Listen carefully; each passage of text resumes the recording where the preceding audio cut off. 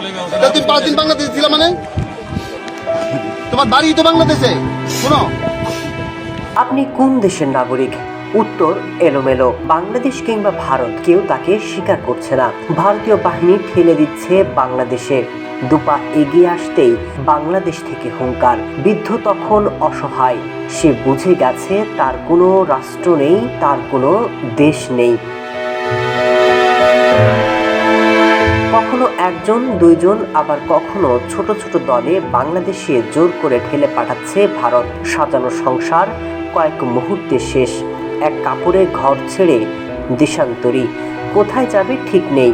বাংলাদেশ সীমান্তে একটু আশ্রয় পাবার চেষ্টায় খোলা আকাশের নিচে প্রচণ্ড রোদে কোলের সন্তান নিয়ে দিনের পর দিন অপেক্ষা।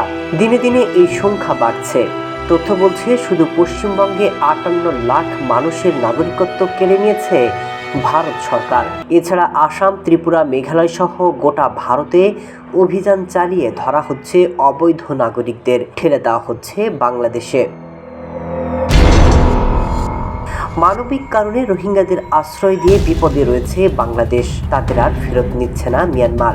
এখন ভারতের প্রায় কয়েক কোটি মানুষকে যদি বাংলাদেশে ঠেলে দেয় ভারত, বাংলাদেশের সামনে বড় সংকট সৃষ্টি হতে পারে।